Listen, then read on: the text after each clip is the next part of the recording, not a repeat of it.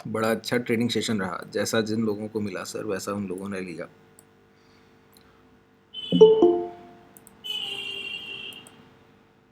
अगर बाजार के शब्दों में कहा जाए तो कह सकते हैं कि जैसा जिसका रिस्क वैसा उसका रिवॉर्ड।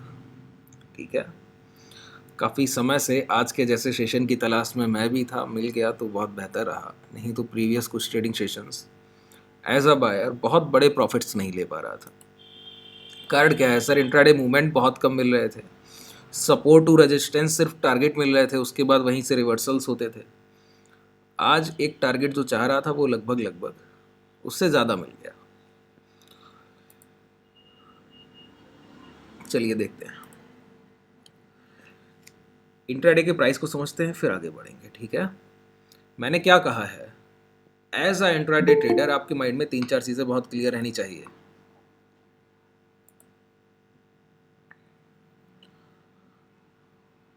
और किसी को ज्वाइन करना है सर कर लीजिए, बीच में डिस्टर्ब करेंगे। क्या क्लियर रहना चाहिए as a intraday trader? Previous day price action, उसका प्रीवियस डे प्राइस एक्शन और उसका प्रीवियस डे प्राइस एक्शन। पिछले 3 दिन के जो भी बाजार ने किया है, अप एंड डाउन जो भी रहा है, प्रीवियस 3 ट्रेडिंग सेशंस उनका प्राइस एक्शन, अगर आप सारी चीज़ों को रिमाइंड रख पाते हैं तो बहुत बेहतर है, नहीं रख पाते हैं तो एक पोस्ट मार्केट रिपोर्ट को लेकर एक डायरी तैयार कर लीजिए। कहता रहता हूँ फिर कह रहा हूँ, पोस्ट मार्केट रिपोर्ट को लेकर एक डायरी तैयार कर लीजिए। वो डायरी किस लिए होगी? आपको अपने खुद से सोचे हुए चीज़ों को वहाँ पर कुछ भी नहीं लिखना है। क्या कह रहा हूँ कि जो भी आपके माइंड में आ रहा है कि बाजार क्या करेगा, वो कुछ भी नहीं लिखना है। क्या लिखना है? जो बाजार ने आज किया है, सिर्फ यही लिखना। पोस्ट मार्केट रिपोर्ट क्या है कि दिन भर जो भी बाजार में होते हुए देखा, शाम को वैसा ही हूबहू उतार दीजिए। जो भी आपने अपनी समझ से देखा, किसी दूसरे के दिखाने या कहने से नहीं देखा, अपनी समझ से जितना आप समझ पाते हैं। आपको 12 बजे के आसपास कुछ बहुत अच्छा पॉइंट ऑफ प्राइस दिखा कि वहां से रिवर्सल होने की संभावना थी और नहीं हुआ, वहां पे आप गलत हो गए, उसको भी मेंशन कीजिए। आपको लगा कि यहां से गिरावट हो सकती है और हो गई, उसको भी मेंशन कीजिए। जो हो चुका है बस वही लिखना है, कल क्या होगा वो नहीं लिखना है। क्यों कह रहा हूं? कल मॉर्निंग में जब ट्रेडिंग सेशन की शुरुआत होगी नए, तो पिछले 3 दिन की पोस्ट मार्केट रिपोर्ट को पढ़कर बैठिए। यहां पे 2 चीजें होंगी एक साथ, क्या आपकी गलतियों में सुधार होगा। क्या कह रहा हूं? एक तो चीज ये होगी कि आपकी पिछली की गई गलतियों में सुधार होगा और खुद की गई गलतियां याद भी रहेंगी, दोनों बातें होंगी। और प्राइस की समझ धीरे धीरे, देखिए पोस्ट मार्केट रिपोर्ट लिखने का सबसे ज्यादा शुरुआती समय में जब आप शुरुआत कर रहे हैं, वहां पर सबसे बड़ा बेनिफिट पता है क्या है? आपकी प्राइस को लेके समझ बहुत अच्छी होती है। और ये आप देख पाते हैं कैसे? आपकी लैंग्वेज, भाषा में दिखेगा। जो शब्द आप वहां पर लिखेंगे, जैसे प्राइस को समझ रहे होंगे, आप बहुत आसानी से 1 महीने बाद डिफ्रेंशिएट कर पाएंगे कि 1 महीने पहले जो मैं पोस्ट मार्केट रिपोर्ट लिख रहा था और आज के दिन जो लिख रहा हूं, वहां पर बहुत बड़ा डिफरेंस आ गया है। अब मैं चीजों को बहुत अच्छे से समझ लेता हूं, आप खुद ये चीज महसूस करेंगे। तो पोस्ट मार्केट रिपोर्ट बहुत जरूरी चीज होती है। बहुत छोटी छोटी चीजें हैं, अगर आपने अपनी गलतियों को लिखने की शुरुआत नहीं की, समय ज्यादा लगेगा। देखिए प्रॉब्लम कोई नहीं है, जहां पे कोई दूसरा ट्रेडर 6 महीना लेगा, वहां पे 3 साल लेंगे सर। अब समझते हैं इंट्राडे प्राइस एक्शन। देखिए मैं बहुत चीजों पे बात करता हूं, समझिएगा आसानी से। एज अ ट्रेडर, हाँ जी बताइए। ये journal majorly you are asking to write a journal? हाँ, ट्रेडिंग जर्नल तो आप देखिए, ट्रेडिंग जर्नल में आप वो लिख रहे हैं, ट्रेडिंग जर्नल और पोस्ट मार्केट रिपोर्ट में डिफरेंस समझ लीजिए। ट्रेडिंग जर्नल ये है कि आप एक ट्रेड में एंटर करते हैं, ठीक है, आपने इंट्राडे में कोई ट्रेड ले लिया है। उस ट्रेड को लेते समय जो भी आपने सोचा है, जो भी 3 कारण रहे, मैं कहता हूं किसी भी ट्रेड को लेने से पहले आपके पास 3 रीजन, 3 कारण होने चाहिए जो बहुत लॉजिकल होने चाहिए। आप किसी को, आपसे कोई पूछे कि ये ट्रेड क्यों लिया है, आप उसको एक्सप्लेन कर पाएं कि ये मेरे पास 3 कारण थे जिसकी वजह से मैंने लिया, और जिसको आप बता रहे हैं वो दूसरा व्यक्ति समझ जाना चाहिए। इतने रीजनेबल होने चाहिए आपके पास 3 कारण। अब पोस्ट मार्केट रिपोर्ट क्या है? जो दिन भर बाजार में देखा वो लिखा है। ट्रेडिंग जर्नल क्या है? एक ट्रेड में एंटर होने के बाद क्या क्या आपने सोचा। देखिए ट्रेडिंग जर्नल इंप्रूवमेंट करता है आपकी जब आप ट्रेड लेकर बैठे हैं, किसी ट्रेड में एंटर करने के बाद आपने क्या सोचा है। कई बार क्या होता है, आप ट्रेड को लेते हैं, आपका एसएल के पास प्राइस आता है, स्टॉप लॉस नहीं लेता है, वहां पे आप सोचते हैं कि क्वांटिटी को इंक्रीज किया जाए, और सोचने के बाद आप समझते हैं कि हो सकता है कि ये रिवर्सल ना हो, मेरा एसएल ही चला जाए, और आपने क्वांटिटी को इंक्रीज नहीं किया, अपना स्टॉप लॉस ट्रिगर किया, उस चीज को आप लिखते हैं। एक बार हाई बनाया, प्राइस ने आपका टारगेट नहीं लिया, वहां से लौट रहा है, लौट कर आया आपके कॉस्ट पर, अब आपके पास दो चीजें हैं, दोबारा टारगेट का वेट किया जाए या फिर एसएल का वेट किया जाए या फिर कॉस्ट पे काट के निकला जाए, जिसमें से आप कोई एक डिसीजन लेंगे। एक निर्णय आपके पास होगा, तीन है, तीन अपॉर्चुनिटीज में से एक ही कोई होगी आपके जो आप एग्जीक्यूट कर पाएंगे। जो भी आपने निर्णय लिया वो आपने ले लिया है, और वो सही रहा कि गलत, वो ट्रेड खत्म, जैसे आप ट्रेड को कट करेंगे समझ आ जाएगा, जो भी आपने निर्णय लिया उसके बाद हो सकता है आप कॉस्ट पे कट करें और वो टारगेट लेके जाए। इसको आपको ट्रेडिंग जर्नल में मेंशन करना है। ट्रेडिंग जर्नल आपकी ट्रेडिंग को बहुत इंप्रूव कर सकता है। पोस्ट मार्केट रिपोर्ट आपके नेक्स्ट डे ट्रेडिंग का प्लान तैयार कर देती है जब मॉर्निंग में आप पढ़कर बैठते हैं। ठीक है, ट्रेडिंग जर्नल है, ट्रेड में एंटर होने के बाद आपकी सोच कैसी है, वहां पे इंप्रूवमेंट होगा। और पोस्ट मार्केट रिपोर्ट कल का पूरा दिन ही तब्दील कर देगी सर। अगर आप आज करके बैठते हैं तो आप इसका फॉर्मेशन जैसा भी कल होगा प्राइस में, आप देख पाएंगे कि रिफ्लेक्ट करेगा आपका माइंड वहां पर। बहुत डिफरेंस है जर्नल और यहाँ पर पोस्ट मार्केट में, बहुत ध्यान से समझिए इन चीज़ों को। पोस्ट मार्केट रिपोर्ट में कुछ चीज़ें और मेंशन की जाती हैं। मैंने आपसे कहा कि सिर्फ आप क्या मेंशन कीजिए, प्राइस को मेंशन कीजिए, इंडेक्स, दोनों इंडेक्स हो सकती हैं, जो भी, जैसे आप बैंक निफ्टी से ज़्यादा जुड़ाव महसूस करते हैं, जैसे मैं बैंक निफ्टी से ज़्यादा जुड़ाव महसूस करता हूँ, तो सिर्फ बैंक निफ्टी को करूँगा। सर ये वॉइस ब्रेक का समस्या, मेरा टेक्निकल बहुत वीक है सर, एक सेकंड वेट कीजिए, मैं दोबारा से रिकनेक्ट करता हूँ, ठीक है।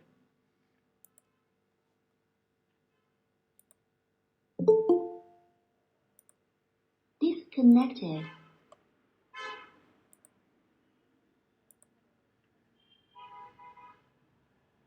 Connected. चलिए, अब सभी को वॉइस क्लियर है, कोई प्रॉब्लम है? चलिए ठीक है, आगे चलते हैं। किसी का मैसेज आया सर, तो मैंने दोबारा से कनेक्ट किया। देखिए आप समझते हैं, देखिए एक अच्छा प्राइस किसको आप कहेंगे, ध्यान से सुनिएगा मेरी बातों को। एज अ ट्रेडर मैंने कहा सबसे महत्वपूर्ण क्या है, प्रीवियस 3 डे प्राइस एक्शन, पिछले 3 दिन की खरीदारी बिकवाली आपके लिए सबसे ज़्यादा जरूरी है, उसमें भी प्रीवियस ट्रेडिंग सेशन, कल के सेशन की खरीदारी बिकवाली को आप सबसे ज़्यादा महत्व देंगे, और उसके पहले को उससे थोड़ा कम, और उसके पहले को उससे भी कम। अगर मैं पिछले 3 दिन की बात कर रहा हूं, इसका मतलब है पिछले 3 दिन को छोड़कर जो भी प्राइस में हुआ है वो बात की बातें हैं, वो बाद में देखा जाएगा। मतलब ना के बराबर उस पर निगाह रहनी चाहिए, आपका पूरा टारगेट रहना चाहिए प्रीवियस 3 डेज ट्रेडिंग सेशंस। अब समझिए, इंट्राडे में अगर मैं आपसे 2 बातें पूछता हूं, ओपन, हाई, लो, क्लोज, एक कैंडल में आप यही देखते हैं। अगर आप डेली टाइम फ्रेम देख रहे हैं तो आपको ओपन, हाई, लो, क्लोज ही दिखेगा। क्या भाव खुला कहां पर, बंद कहां पर हुआ, गिरकर कहां तक आया, ठीक है, ये सारी चीजें दिख, और गया कहां तक था, हाई, इन सारी चीजों को आप देख पाएंगे किसमें, एक डेली कैंडल में, ठीक है। लेकिन ओपन से लेकर क्लोज तक की जर्नी देखनी है तो प्राइस को हम लोगों को टाइम फ्रेम को छोटा करना पड़ जाता है, मतलब एक दिन के भाव को टुकड़ों में बांटना पड़ जाता है कि 6 घंटे 6.5 घंटे बाजार खुला है, तो हम उस 6.5 घंटे के भाव को 5-5 मिनट के टुकड़ों में बांट कर एनालाइज कर रहे हैं, वो है 5 minute time frame, 10 minute time frame, 15 minute time frame, इसी तरह से हम लोग टाइम फ्रेम को देखते हैं।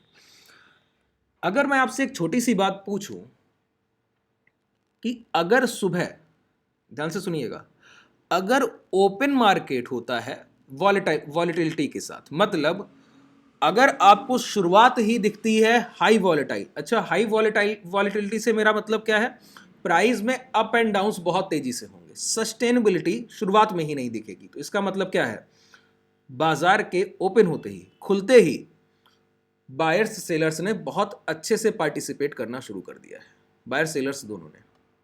वॉलेटिलिटी का मतलब यही नहीं है कि प्राइस ऊपर ही जाएगा या फिर गिरकर ही आएगा, गिर भी सकता है और एक समय पे बहुत तेजी से अपसाइड मूवमेंट भी कर सकता है, दोनों चीजें एक साथ भी कर सकता है। वॉलेटिलिटी से मेरा मतलब है कि अप एंड डाउन मूव बहुत तेजी से होना, बहुत फास्ट होना। अगर शुरुआत वॉलेटाइल है तो इसका मतलब है कि इंट्राडे वॉल्यूम बहुत ज्यादा है। वॉल्यूम पे मैंने कल भी बात की है, वॉल्यूम से जुड़े हुए जितने भी फैक्ट हैं जब भी मुझे ज़रूर लगेगा तो मैं बताता रहूँगा। देखिए, अगर मॉर्निंग का पहला कैंडल 50 पॉइंट का बन रहा है पिछले 4 या 5 या 6 ट्रेडिंग सेशन से, मान लेते हैं एग्जाम्पल कि बैंक निफ्टी में पहले 5 मिनट का कैंडल एवरेज जो है पिछले 5 या 6 ट्रेडिंग सेशन से 50 पॉइंट्स का बन रहा है और आज के ट्रेडिंग सेशन में वो बनता है 100 पॉइंट्स का। इसका मतलब क्या है? पिछले 6 दिन से ज्यादा आज बाजार में खरीदारी बिकवाली होने की संभावना है, बाजार वॉलेटाइल रहेगा। ठीक है, यही यहां पे शुरुआत देखिए जरा, बहुत छोटी सी बात बताऊंगा लेकिन बहुत महत्वपूर्ण है। एक अच्छे प्राइस में और ना अच्छे प्राइस में, जो बेहतर नहीं है देखने में, उसको समझना कैसे है जबकि कैंडल्स एक जैसी दिखेंगी।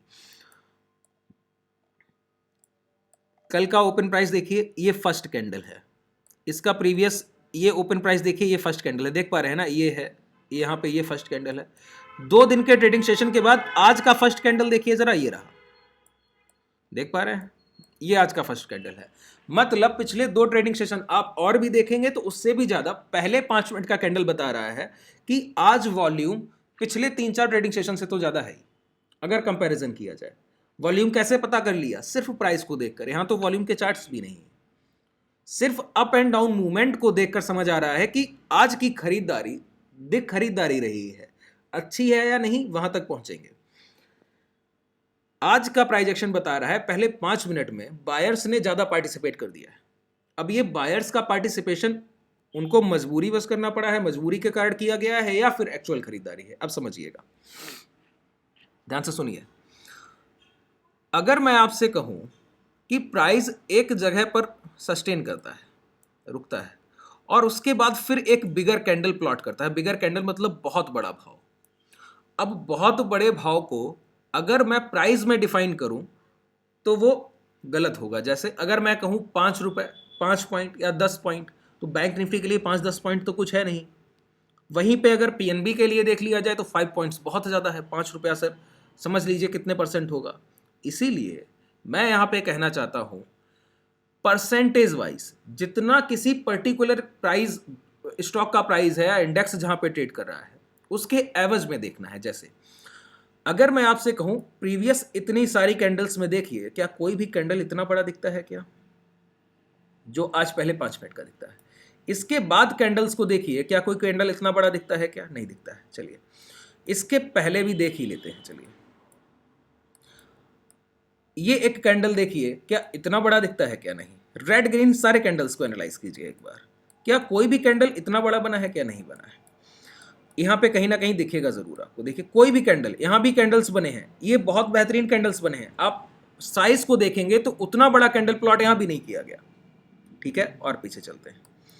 ये सब अच्छे कैंडल्स हैं, और आज का कैंडल मैं डिफरेंस बताऊंगा कि आज का कैंडल जो है वो इतना बेहतर क्यों नहीं दिखता है, कारण क्या है। देखिए अगर मैं आपसे कहूं कि किसी इंट्राडे में, स्टॉक को लेकर समझिएगा, यहाँ पे आप पॉइंट्स वाइज मूव देखेंगे, स्टॉक को लेकर समझिएगा इस बात को। अगर मैं कहूं कि कोई कैंडल कंसोलिडेशन के बाद भी 2 या 2.5% का बना है, वो एक अच्छी खरीदारी हो सकती है। 3% का बना है, अच्छी खरीदारी हो सकती है। अगर वही कैंडल इंट्राडे में एक घंटे का कैंडल अगर 7 या 8% का बनता है तो उसमें बिलीव मत कीजिए। बिलीव ना करने से मेरा मतलब इतना है कि जितनी भी बाइंग हुई होगी उसकी पूरी डिमांड तो एक ही कैंडल में दिख गई है। 1 घंटे में 7 या 8% का मूव बहुत ज्यादा होता है। इतने हाई पर जाकर अगर आप किसी प्राइस को टच करेंगे तो वहां से कितनी भी गिरावट कर सकता है।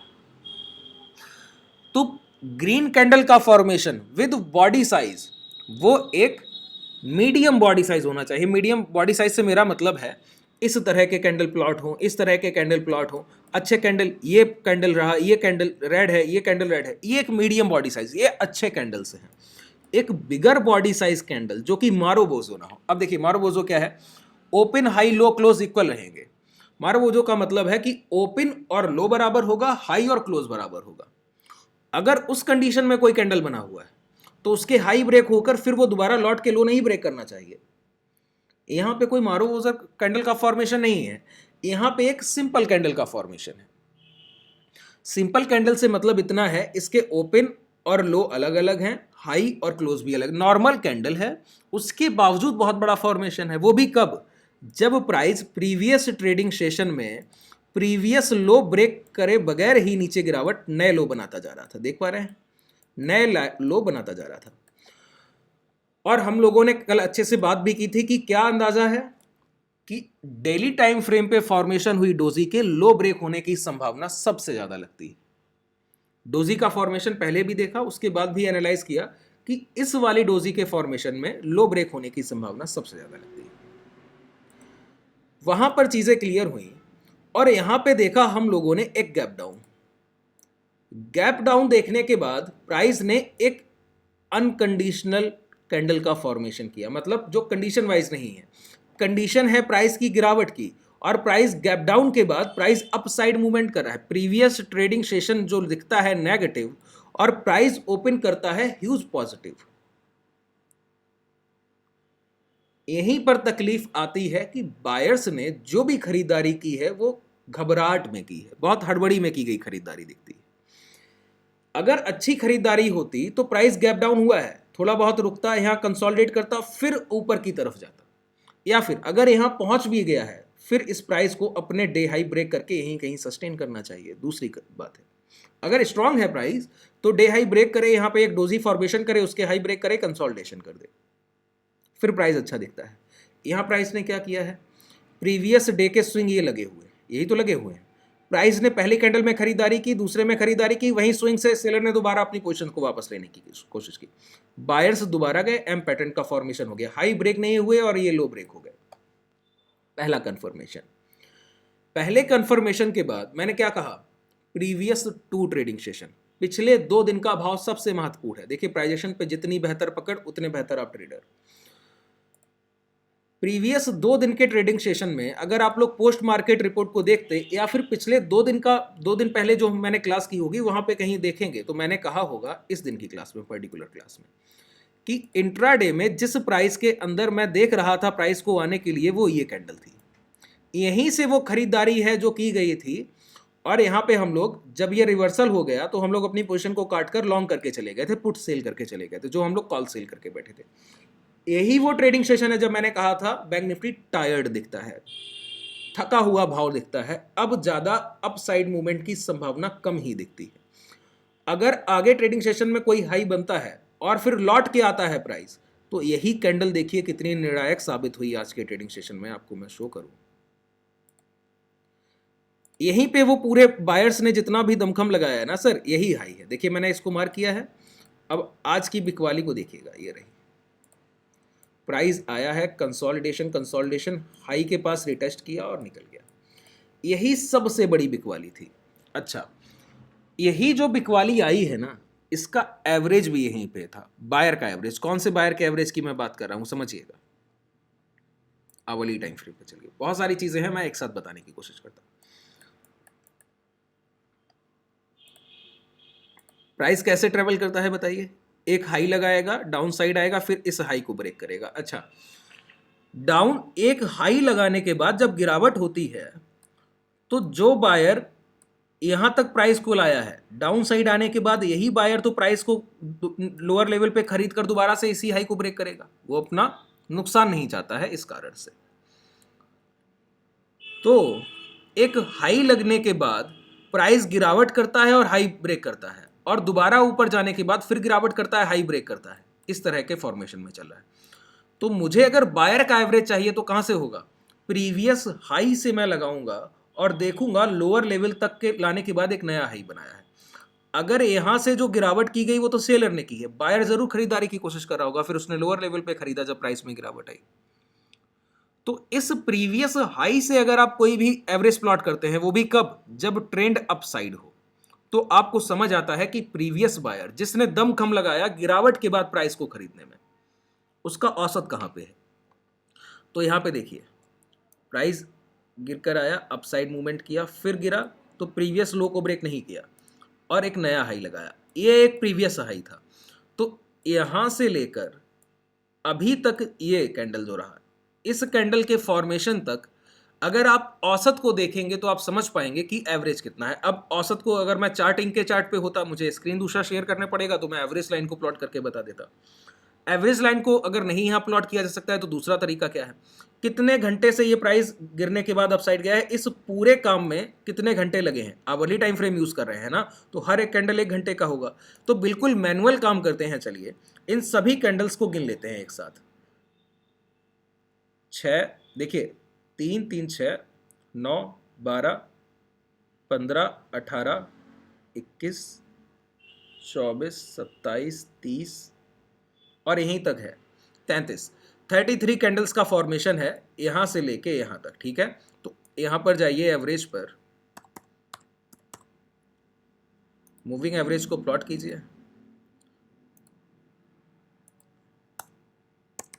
कितना लेंथ रखना है, 33। देखिए ये आ गया है ना औसत, कितना एवरेज है। जैसे ही एक बार इसके नीचे आया, जैसे ही आने के बाद प्राइस ने थोड़ा सा रिजेक्शन किया, और रिजेक्शन के बाद जैसे ही जिस कैंडल से ये एवरेज ब्रेक हुआ था, ब्रेक हुआ, प्राइस ने बहुत बड़ी गिरावट दिखा दी। यहीं पर मैंने मैसेज किया हुआ था कि प्राइस बायर्स के औसत के पास आ गया है, अब ये ब्रेक होता है तो फिर सडन गिरावट है। आज का दिन वही ट्रेडिंग सेशन है जिसकी मैं कभी कभी चर्चा भी करता हूं, बताता रहता हूं क्या कि कोई कोई एक्सपायरी जैकपॉट साबित होती हैं। अब मैंने जो स्ट्राइक प्राइस ट्रेड किया वो तो मैं बता सकता हूं, बाकी स्ट्राइक प्राइस आप चेक कर सकते हैं। 43,900 के पुट ऑप्शन में एक जब ये कैंडल यहां पे फॉर्मेशन हुआ, मैं आपको दिखाऊं,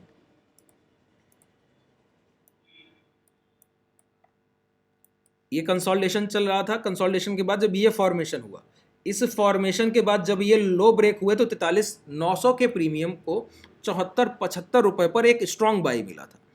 उस स्ट्रॉन्ग बाई के बाद प्राइस को 320 के आसपास काटा गया है, 4.5 गुना पैसा हुआ है इंट्राडे में। हालांकि उसके हाई तो बहुत ऊपर है, लेकिन वहां से वो स्विंग कर रहा था प्राइस, तो उसको बुक करना है। देखिए इंट्राडे में एक्सपायरी पे जितना बड़ा आपको एक मूवमेंट मिलता है, उस मूवमेंट को कैच करिए और निकल जाइए। अब वहां पे रिग्रेट नहीं करना है कि आपको आपने 150 पे काटा, 200 पे। जैसे जैसे एक्सपेंस बढ़ता जाएगा आप टारगेट हाई लेते जाएंगे। अब बाकी ऑप्शंस तो कई होंगे, 600 700, वो तो 5 20 15 इस तरह से ट्रेड कर रहे होंगे, और कई ऊपर 200 250 300 पे क्लोज किए होंगे, वहां पे पैसा कई गुना हो गया। लेकिन मैं प्रेफर करता हूं, देखिए मैंने एट द मनी ही क्यों लिया कि मुझे पता है 75 गया है और 15 पॉइंट स्टॉप लॉस था, 60 उसका एसएल था, मुझे 15 पॉइंट एसएल लेना है, मैं एसएल के लिए बैठा हूं। और एट द मनी है, जितना गिरावट होगी मेरा पैसा बनेगा। अगर मैं 700 लूं तो पहले 100 पॉइंट की गिरावट मेरे फेवर में नहीं है। क्यों? 100 पॉइंट गिरने के बावजूद वो प्रीमियम जीरो नहीं होगा, सॉरी वो जीरो हो जाएगा। तो बायर को प्रीमियम जीरो होने से बचाना है तो एट द मनी को इन द मनी कर दीजिए। एट द मनी ऑप्शन ही सबसे पहले आईटीएम बनेगा, तो उसी पे बिट करना होता है अगर पैसे की सेफ्टी चाहिए। और उसका एक आप स्टॉप लॉस भी रख सकते हैं। देखिए छोटे टारगेट्स मैं दिला सकता हूं, बार बार ये बात कहता हूं, बड़े टारगेट्स आप खुद ले सकते हैं। देखिए मेरे एक मैसेज पे 12 13 14 लाख के आसपास टोटल अमाउंट लगा रहता है ट्रेडर्स का, सब अगर मिला लिया जाए।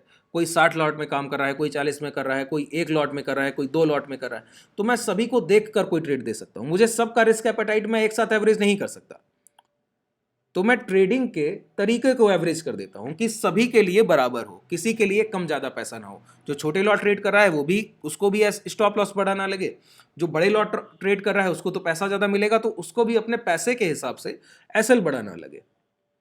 और आप जब इन चीज़ों पे खुद से रिस्क लेने की शुरुआत करेंगे तो आपको पता है आपका रिस्क मैनेजमेंट कितना है। अब बताइए, जब यहां पे प्राइस है, मैंने मैसेज किया कि गिरावट हो सकती है, कि यहाँ अगर ब्रेक होता है बायर का एवरेज तो निकल जाएगा। अब लोग मैसेज कर रहे हैं, अब पुराने लोग तो नहीं करते हैं, खैर क्या मैसेज कर रहे हैं कि ऑप्शंस पुट ऑप्शंस बाई कर लिए जाए, बाई कर लीजिए। अब मैं क्या जानूँ आपका सर रिस्क रिवॉर्ड कितना है? मैं कह लूँ बाई कर लिया जाए और मैं तो स्टॉप लॉस देके निकल जाऊंगा, मुझे पता है, आप बाद में गालियां देंगे। और बायर्स के जैसे एज अ सेलर मैंने आपको ट्रेड दिया तो आपने उसको लिया, फिर मैंने उसको कॉस्ट पे करा दिया, कोई प्रॉब्लम नहीं है, आपका रिस्क रिवॉर्ड। मॉर्निंग में आप कमा कर बैठे कल की ट्रेड से, मॉर्निंग में प्रॉफिट बुक किए, फिर दूसरा ट्रेड लिया, वहां भी प्रॉफिट बुक करके चले गए, वहां पे रिस्क भी थोड़ा कम रख सकते हैं। यहां पे हो सकता है आप ट्रेड में एंटर करें और अगले 5 मिनट में आपका एसएल हिट कर दे प्राइस।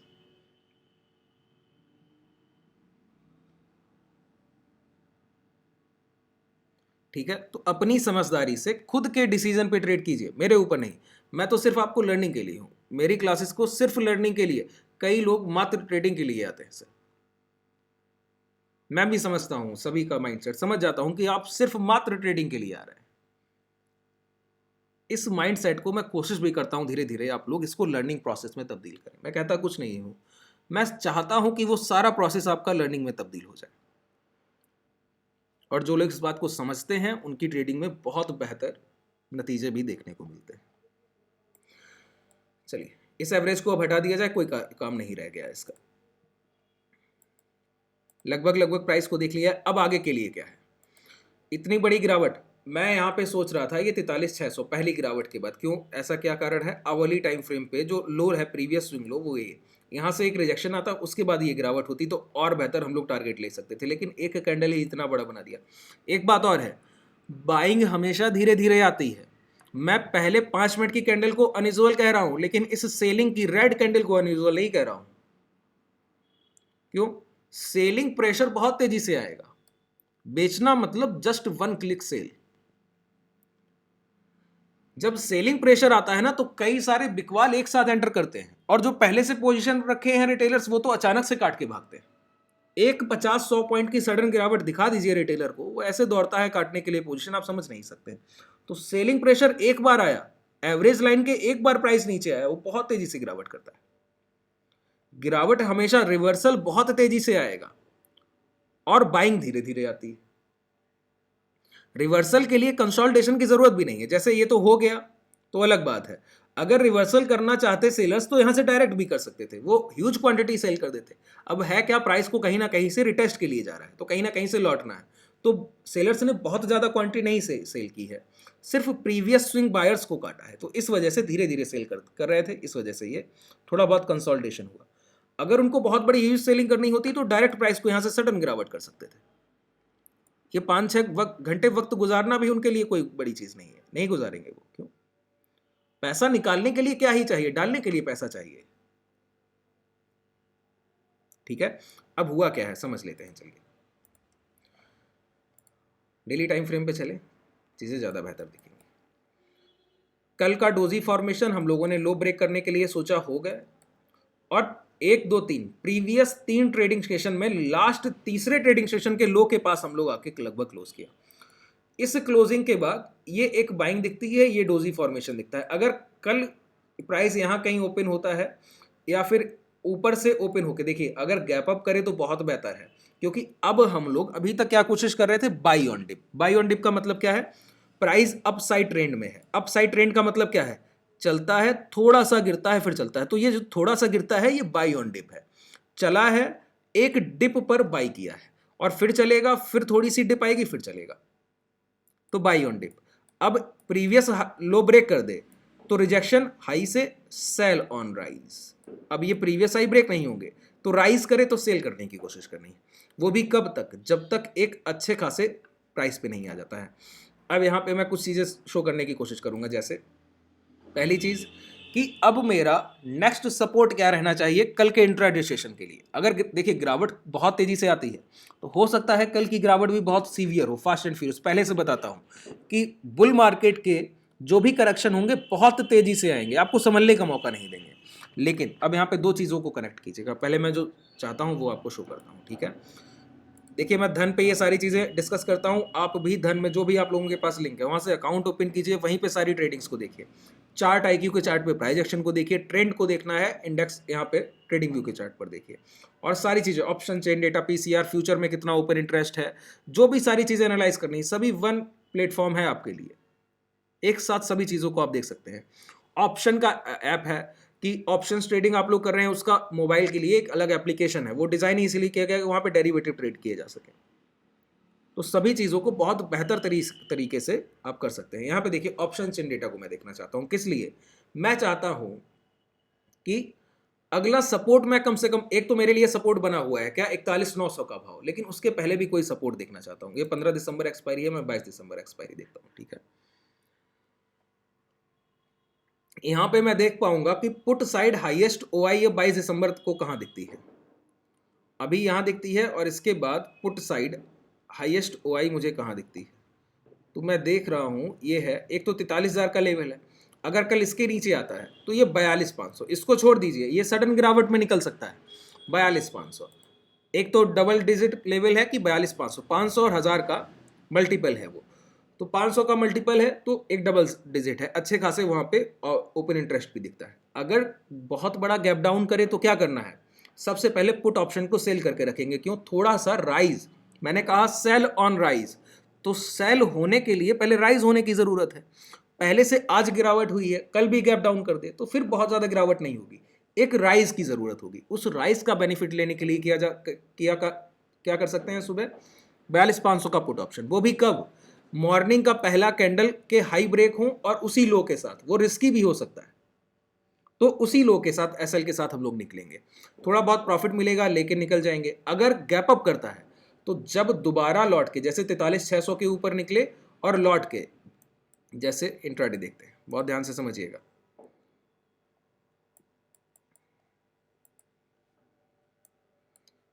ये है 43,600 का लेवल, ठीक है। अब गैप अप करता है प्राइस, अगर गैप अप करता है तो गैप अप के बाद ऊपर से लौट के आए 43,600 से रिजेक्शन ले, या फिर डायरेक्ट 43,600 से रिजेक्शन लेके गिरावट हो, और जिस कैंडल से गिरावट हो उसके लो ब्रेक हो, तो हम लोग अप साइड से कुछ भी शॉर्ट करेंगे, जो चाहेंगे शॉर्ट करेंगे, ठीक है। उसके बाद क्या है, अगर यहीं पे कंसोलिडेशन हो कि 43,600 तक भी नहीं जाए, कॉस्ट के आसपास बाजार ओपन हो और थोड़ा सा ऊपर जाने के बाद आज के लो ब्रेक करे, तो फिर से ट्रेड करेंगे, सेल ऑन राइज पर चलने की कोशिश करेंगे जब तक प्राइस में। कब तक ये काम करेंगे बता दूंगा आपको, जब तक हम लोग प्रीवियस डे हाई के पास लौट कर किसी ट्रेडिंग सेशन में क्लोज नहीं कर देते हैं। जैसे आज का हाई क्या है बताइए, ये रहा। अब कल के दिन यहां पे कंसोलिडेशन हो जाए, क्या कह रहा हूं कि प्राइस ओपन हो, ओपन होने के बाद कंसोलिडेशन में चला जाए, और कंसोलिडेशन के बाद शाम को क्लोज होने के बाद, क्लोज होते समय, हालांकि नामुमकिन सा लगता है, आकर 44,100 के आसपास क्लोज करे। ये 44,100 के लेवल है, आज का हाई यहीं कहीं दिखता है 44,100 के आसपास, तो 44,100 के आसपास क्लोज करें। तो क्या हुआ, प्रीवियस डे हाई, आज का जो हाई है इसी के आसपास लौट के बाजार कल क्लोज करेगा। तो हम लोग मान के चलेंगे कल के जो लो लगेंगे ना, कल के ट्रेडिंग सेशन के, वो अब अगले ट्रेडिंग सेशन में, मतलब मंडे के दिन ब्रेक नहीं होंगे, तो हम लोग पुट सेल करके जाएंगे। जब तक ऐसा कंडीशन नहीं आएगा हम लोग सेल ऑन राइस पर ही चलेंगे, ठीक है। कोशिश यही की जाएगी, कभी कोई बहुत अच्छा भाव दिखे तो अलग बात है। अब समझिएगा, दो चीजें और क्लियर कर देता हूं। एक प्राइस में देखिए, ये आरएसआई से जुड़ा हुआ रूल है, लेकिन मैं आरएसआई से जोड़कर इसको नहीं बताता हूं। मैं कोशिश करता हूं आपकी जितनी ज्यादा समझ को मैं बेहतर स्थिति पे ले जा पाऊं। तो आरएसआई एक टेक्निकल टर्म हो गया। समझने के लिए क्या है आरएसआई, रिलेटिव स्ट्रेंथ इंडेक्स। एक इंडेक्स के एवरेज में किसी भी पर्टिकुलर प्राइस में कितना स्ट्रेंथ है, कितना मजबूती है। जैसे अगर स्ट्रेंथ प्राइस इंडेक्स में निफ्टी 1% मूव करता है और कोई पर्टिकुलर स्टॉक है जो 1% नहीं सिर्फ आधा % मूव करता है, तो एक दिन के प्राइस से कुछ नहीं होगा। ऐसा मूवमेंट आप लगभग 4 या 5 ट्रेडिंग सेशन तक देखें, क्या कि जब निफ्टी 1 या 2% मूव कर रहा है तो वो आधा % मूव कर रहा है, जब निफ्टी 2% फिर मूव कर रहा है तो वो सिर्फ 1% मूव कर रहा है। निफ्टी कॉस्ट पे है तो वो भी कॉस्ट पे है, बहुत ज्यादा नहीं बढ़ा है। अगर निफ्टी किसी दिन 1% गिरता है, वो स्टॉक पर्टिकुलर 4% गिरता है। ये क्या है, रिलेटिव स्ट्रेंथ इंडेक्स। इंडेक्स के रिलेटिवली जो भी वो पर्टिकुलर प्राइस है वो वीक है। क्यों? जब निफ्टी आउट परफॉर्म करता है तो वो चल नहीं पाता है, और जब निफ्टी में गिरावट आती है, प्रेशर आता है सेलिंग का, तो वो उससे कहीं ज्यादा गिरावट करता है। इसी को उलट दीजिए, इस कॉन्सेप्ट को रिवर्स कर दीजिए। तो एक स्ट्रॉन्ग प्राइस को समझने के लिए क्या कह सकते हैं, अगर निफ्टी में आधा % का मूव है और किसी पर्टिकुलर स्टॉक में 4% का मूव है, निफ्टी में नेक्स्ट डे कंसोलिडेशन है और किसी पर्टिकुलर स्टॉक में 2% का मूव फिर भी है, और निफ्टी में नेक्स्ट दिन गिरावट है, रेड क्लोज कर रहा है 1-1.5%, उसके बावजूद पर्टिकुलर स्टॉक कुछ नहीं तो कॉस्ट पे क्लोज कर रहा है या फिर 1-2% ऊपर ही क्लोज कर रहा है, ये एक स्ट्रॉन्ग प्राइस है पर्टिकुलर जो भी है वो। इसी तरह से आप यहां पे पीएनबी को देखिए, आज इंडेक्स कितना है, निफ्टी बैंक तो कितना ही नीचे है, पीएनबी कॉस्ट पे डे हाई बहुत ऊपर है। ये करते कैसे हैं, समझिए इस बात को। पर्टिकुलर इंस्टीट्यूशन बायर्स को पता रहता है कि सेलिंग प्रेशर इंट्राडे में नेक्स्ट पहला हाफ और दूसरा हाफ 12 बजे के बाद सेकंड हाफ, सेकेंड हाफ में आ सकता है, उनको पहले से ये अंदाजा रहा होगा। तो उन्होंने क्या किया, मॉर्निंग में एक बाइंग जनरेट कर दी, पहले से प्राइस को हाई पे खड़ा कर दिया है। अब वहां से आप गिरावट भी करेंगे ना तो कॉस्ट तक ला पाएंगे। तो पीएनबी पहले से ही 4% ऊपर खड़ा हुआ है, आपने बिकवाली कर दी, इंडेक्स तो गिर गया सर, पीएनबी कॉस्ट तक आ पाया। ठीक है, हुडको का प्राइस देखिए 1% ऊपर क्लोज कर रहा है। आईडीएफसी फर्स्ट देखिए कितने ही दिन से 55, 56 और 60 के बीच में कंसोलिडेशन कर रहा था, अब जैसे ही ब्रेक किया है तो आज इतनी बड़ी गिरावट के बावजूद बहुत बड़ी गिरावट नहीं दिखती। ये आरएसआई का कॉन्सेप्ट है। इस आरएसआई के कॉन्सेप्ट को मैं कई तरह से बताता हूं। ठीक है, आरएसआई को यूज कैसे करना है। आरएसआई में बहुत, देखिए यहां पे आप प्राइस में डब्ल्यू और एम पैटर्न्स देखते हैं, आरएसआई में बनते हैं रियल डब्ल्यू और एम पैटर्न्स। अगर मैं इस रिटेस्ट को आरएसआई में आपको शो कर दूं ना तो आप क्लियर समझ जाएंगे कि गिरावट यहीं से होती। ठीक है, जिस दिन आरएसआई पे क्लास करूंगा ये सारी चीजें क्लियर करूंगा। एक स्टॉक कल आप लोगों ने देखा था आईओबी, दिख रहा है कहीं यहां पर, ये है इंडियन ओवरसीज बैंक। देखिए मैंने क्या कहा, वॉल्यूम बहुत ज़्यादा है तो उसका असर आपको कहीं ना कहीं देखने को मिलेगा। डे हाई लगभग इसका 12% के आसपास है या उससे भी कहीं ज़्यादा ही होगा। 12% तो तक तो मैंने देखा कि डे हाई लगा हुआ था जब इंट्राडे में था। उसके बाद जब गिरावट आई तो 7% ऊपर फिर भी मूव हुआ। ये कैसे हुआ, जब वॉल्यूम को आपने अनयूजुअल देखा, प्रीवियस ट्रेडिंग सेशन से समझ के देख कर कंपेरिजन किया है, पिछले जितने दिनों से ट्रेडिंग हो रहा है उसको लौट कर फिर देखा कि क्या होने की कोशिश की गई। इसी तरह से देखिए स्विंग ट्रेडिंग जहां पे आप लोग करते हैं ना, तो स्विंग ट्रेडिंग के लिए सबसे ज्यादा आपको बताया जाता है क्या, लिक्विड स्टॉक्स को देखिए। मैं भी कहता हूं इंट्राडे के लिए, मेरा देखिए थोड़ा सा उलट है। मेरा कहना है अगर आप इंट्राडे में स्टॉक्स में ट्रेडिंग करते हैं तो आप लिक्विड स्टॉक्स को चुनिए सबसे पहले। अगर आपके स्किल बहुत अच्छी प्राइजेक्शन की नहीं है तो, अगर आप स्टॉप लॉस को काटने में तकलीफ महसूस करते हैं तो जैसे जैसे आपका स्किल डेवलप हो, लिक्विड से इनलिक्विड की तरफ जाइए। मतलब ऐसे स्टॉक जिनके आपने कभी नाम ही नहीं सुने। क्यों, इंट्राडे ट्रेडर में, ट्रेडर होने के नाते आपको मतलब ही नहीं होना चाहिए कि पर्टिकुलर प्राइस जिस जिस भी स्टॉक का है ये करता क्या है, कोई मतलब नहीं। आपको फंडामेंटल से क्या ही लेना देना है, आपको मात्र भाव ट्रेड करना है। स्टॉक का नाम तक ना पता हो वो भी चलेगा। आज किसी भी भाव में खरीदारी दिखती है, सिर्फ भाव को ट्रेड करना है। स्विंग ट्रेडिंग में अगर मैं आपको बताऊं, जैसे आईओबी हुआ, इस तरह के कई स्टॉक आएंगे आपके सामने। जब भी आप वॉल्यूम्स को देखेंगे कुछ इस तरह के बहुत बड़े ब्रेकआउट वीकली या मंथली पे आपको दिखेंगे। ये जो ब्रेकआउट होते हैं ना, ये वीकली या मंथली पर और बड़े वॉल्यूम के साथ, आप समझ लीजिए आईओबी में आने वाले हर महीने में 3 या 4 बार 10 या 12% के मूव आने की संभावना है, कुछ नहीं तो 2 बार तो मिनिमम है। तो ये जो स्विंग है, 2 बार अगर 10-10% का मूव आता है, उसके बाद 5% का करेक्शन होता है, तो मंथली 10% रिटर्न सिर्फ एक स्टॉक दे सकता है।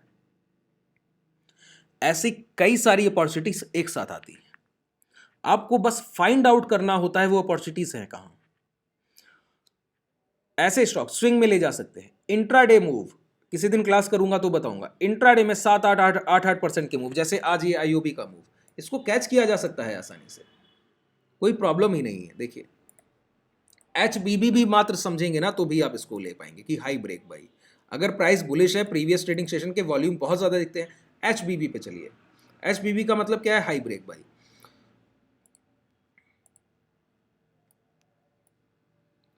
प्राइस अपसाइड देखिए, यहां पे बाइंग जनरेट हुई, प्राइस ने एक हाई लगाया, डोजी बनाया, डोजी के लो नहीं ब्रेक किए, हाई ब्रेक करा। हाई ब्रेक करने के बाद रिटेस्ट, रिटेस्ट भी इस डोजी के लो के नीचे नहीं, क्लोजिंग अपसाइड, नीचे से रिजेक्शन, हाई ब्रेक बाई, ले जाइए। इतना तो पैसा कहीं नहीं गया। एचबीबी पे जाइए, जब प्राइस पहले से दौड़ रहा है तो जहां से रुक के दोबारा दौड़ने की शुरुआत करेगा वहीं पकड़ेंगे। बड़ा आसान होता है चीजों को देखना। अब यहां पे एक चीज और क्लियर कर दूं, बैंक निफ्टी पे चलते हैं।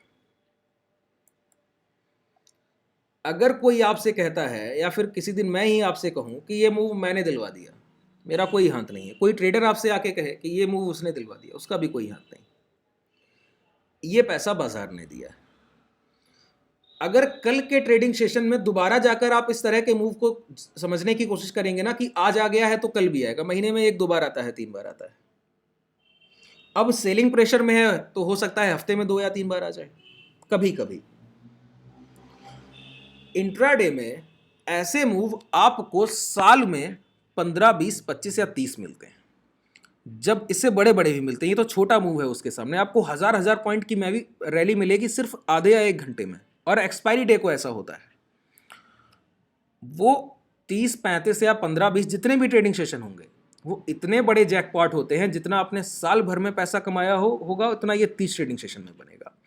इसीलिए कहता हूं प्रॉपर स्टॉप लॉस के साथ अपने टारगेट्स को राइड करने की कोशिश की जानी चाहिए हमेशा ही बाजार में। क्यों? ये गिरावट तो कोई देखकर नहीं आया। मैं तो सोचकर बैठा हूं 100 पॉइंट का मिलेगा तो भी निकलेंगे, लेकिन अब 5 मिनट के टाइम फ्रेम पर बैठा हूं, वो खुद कह रहा है मत निकलिए। ये बाजार यहां से गिरावट जैसे ही ये लो ब्रेक होते हैं, नेक्स्ट कैंडल बनता है उसके लो ब्रेक होते हैं, नेक्स्ट कैंडल बनता है उसके लो ब्रेक होते हैं, नेक्स्ट कैंडल फिर यहाँ पे हैमर बनता है, फिर इसके ही लो ब्रेक होते हैं, फिर प्रीवियस कैंडल का हाई ब्रेक नहीं होता है, 2 कैंडल कंसोलिडेशन, फिर लो ब्रेक होते हैं। एक भी कैंडल यहाँ पे बता दीजिए गिरावट में कि नेक्स्ट कैंडल ने प्रीवियस कैंडल का हाई ब्रेक करके क्लोज कर दिया, तो मैं मान लूं कि मेरा ट्रेडिंग स्टॉप लॉस हिट हो गया है, कि ट्रेल कर रहा था मैं एसएल और ट्रेल करते हुए आगे बढ़ रहा था। एक भी कैंडल ने प्रीवियस स्विंग हाई ब्रेक नहीं किया। प्रीवियस कैंडल के हाई ब्रेक करे बिना ही प्राइस गिरता है। सडन फॉल है, फ्री फॉल है। ये प्राइस एक्शन कोई नहीं देख कर आया है, लेकिन स्टॉप लॉस पहले से तय है। जैसे ही ये लो ब्रेक हुए हैं, ये हाई रख दीजिए एसएल, आपका काम हो गया है। यही तो वो जोन है जहां से प्राइस निकलने की कोशिश कर रहा है। बिल्कुल सेफ रखना है तो यहां पे रखिए। क्या प्रॉब्लम है इसमें? कोई दिक्कत नहीं आनी चाहिए। ये मूव कोई नहीं देता है, ये मूव बाजार देता है। आपके हाथ में मात्र ये है। जितनी बार आप इसको प्लान करेंगे, मतलब स्टॉप लॉस को प्लान करेंगे, ये आपको कभी कभी मिलते रहेंगे। जैसे अगर आप अप साइड के लिए, समझिएगा ध्यान से, यहाँ पे कई तरह के ट्रेडर्स हैं बाजार में। अगर यहीं पे आप अप साइड मूवमेंट देख रहे हो, जैसे मैं तो लो देख रहा हूँ, यहीं पे कोई ट्रेडर है जो सोच रहा है कि गिरने के बाद कंसोलिडेशन, कहीं हाई ब्रेक ना कर दे बाजार। देखने का नजरिया है ना सर, कंसोलिडेशन ही है। कोई हाई ब्रेक करने के लिए देख रहा है, कोई लो ब्रेक करने के लिए देख रहा है। अगर कोई हाई ब्रेक करने के लिए देख रहा है और यहां पे उसने इसी हाई के ब्रेक होने पर ट्रेड को एग्जीक्यूट कर दिया है, उसका एसएल प्लान क्या होगा बताइए? सबसे पहली बात तो जरूरी यही है, उसका एसएल प्लान क्या होना चाहिए? उसका स्टॉप लॉस प्लान होना चाहिए यही लो के नीचे। अब आपको, अगर आप रिटेलर हैं और शुरुआत कर रहे हैं, आपने बाजार कभी नहीं देखा, और यही कोई एनालिस्ट बैठा है सामने जो कह रहा है कि हाई ब्रेक करने पे सी बाय कीजिए। कई लोग देखे होंगे आपने, हर ट्रेडिंग सेशन में ऐसे मिलते हैं जो कहेंगे कि सी बाय कीजिए। हालांकि एक एडवाइजरी के थ्रू बायर की मेंटरशिप के मैं तो कभी फेवर में नहीं। कोई ट्रेडर हो तो हो, मैं बायर की मेंटरशिप के फेवर में नहीं हूं। क्यों? एज अ बायर आपके लिए 2-2, 5-5 पॉइंट बहुत महत्वपूर्ण है, एसएल काटने के लिए भी। अब बताइए, अब जो नया नया बाजार में आया है रिटेलर, वो तो सोच रहा है टारगेट बहुत बड़े मिलेंगे, और स्टॉप लॉस भले वो देने वाला एडवाइजर आपको दे दे एसएल की ले लेना है, आपको एसएल काटना नहीं आता है। कंडीशन रिवर्स हो गई, आपने एसएल तो लिया नहीं तो कितना बड़ा लॉस दे गया बाजार उसको, एक बार में कैपिटल साफ। और कभी भी इतने, अगर यहां से प्राइस ऊपर जाता, मैं यकीन के साथ कह सकता हूं नया ट्रेडर कभी भी इतने बड़े टारगेट नहीं बुक करेगा। उसको एक कैंडल मिला ना, थोड़ा सा रिजेक्शन, 5 का 45 दिखता है ना तो लगता है गया, काटिए। और स्टॉप लॉस 5 का 8 होता है तो लगता है लौट के 5 आना चाहिए। उस चक्कर में ये जाता है फिर। इसीलिए कहता हूं आपके हाथ में क्या है। अगर यही गलती, आपकी गलती ये नहीं है कि आपने ब्रेकआउट देख लिया, ये तो शुरुआती पीरियड में होगा कि जहां पे सेलिंग देखनी है वहां पे आप लोग बाइंग देख लेंगे, लेकिन उसकी गलती की सजा कितनी होनी चाहिए? नवाज की आप लोगों ने सभी ने मूवी देखा होगा वासेपुर, उसमें उसके एक चचा जान रहते हैं सर, वो शाम को रात में खुद को कोड़े मारते हैं। किस कारण से? कहते हैं मैं अपनी गलतियों की सजा खुदा की तरफ से खुद को दे रहा हूं। बाजार में आप कोई भी मिस्टेक कर रहे हैं तो अपनी गलती को खुद समझिए और मान लीजिए, वो है आपका स्टॉप लॉस। आपको अपनी गलती की सजा खुद ले लेनी है। अगर बाजार ने दी तो फिर वो ऐसी होगी। ट्रेड लेना गलती नहीं है। अपॉर्चुनिटीज अगर आपको दिख रही हैं, आपको वो सही लगती है, मैंने कहा 3 कारण ढूंढ लीजिए। अगर आपको ये ब्रेकआउट लेने के 3 कारण यहां पे दिखते हैं तो जरूर लीजिए। बस सोच लीजिए वो 3 कारण क्या होंगे, और अगर आपको दिखते हैं ब्रेकआउट के कारण वैलिड है, ले लीजिए। लेकिन आपका लॉस इतना, अगर आप अपनी गलती खुद मानते हैं तो। और नहीं मानते हैं तो फिर बाजार ऐसे रियलाइज कराता है। स्टॉप लॉस आपके हाथ में है, बार बार इस चीज को हर क्लास में रिपीट करता हूं, एसएल आपके हाथ में है, टारगेट बाजार के हाथ में छोड़ दीजिए, जितना देकर जाएगा वो आपका है। इसके पहले भी इंट्राडे मूव आया, ऐसा नहीं है ये पहला मूव है, इसके पहले यहां भी मूव है, ये भी तो मूव है। इस मूव को